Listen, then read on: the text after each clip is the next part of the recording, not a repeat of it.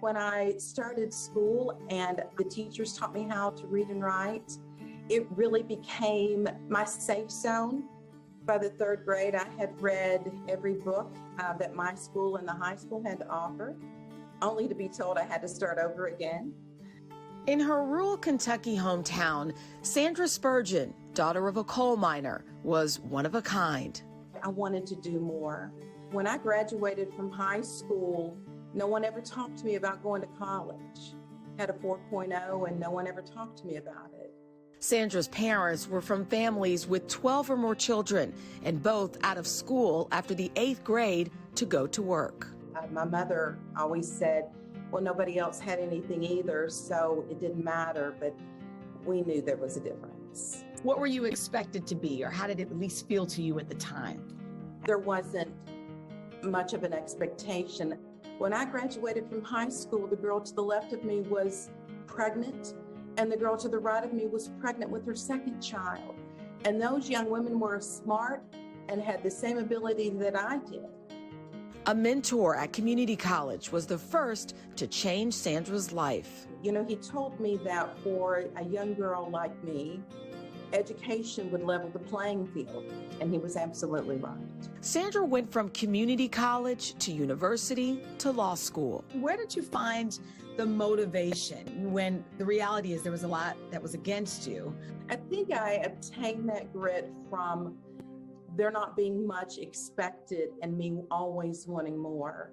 I realized that the only person I need approval from is myself.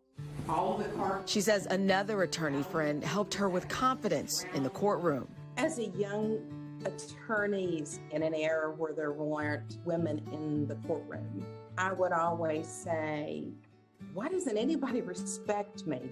He would always say, Spurgeon, keep your head down, keep going, they'll respect you. But while she was succeeding at work, she suffered a devastating and scary setback at home. Sandra and her husband had a second daughter, Elizabeth, who was born at just 1 pound with cerebral palsy. You have a special needs daughter. Talk about how she's impacted your life.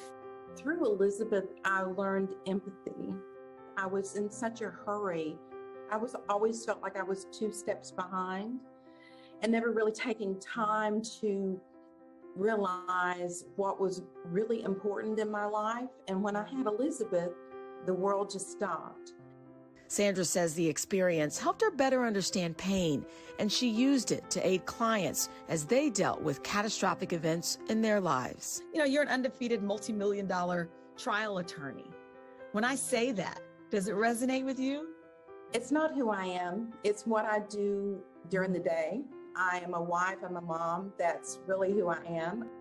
Last year, daughter Elizabeth graduated from high school, and her older sister, Victoria, graduated from law school. I can't tell you who I'm more proud of. Not all of us can be an attorney, but what do you think we can gain from your journey? That life gets in the way, and we all have our struggles.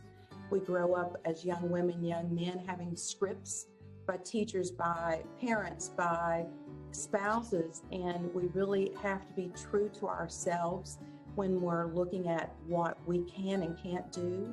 What do you think that little girl growing up there in Kentucky would think about this woman who you are now? What would she believe it, and what would she think? I think that she would think it's pretty cool. Sandra recently released her first book on mastering trial techniques, and she has 3 more motivational books coming out soon. Happy she was able to share her story.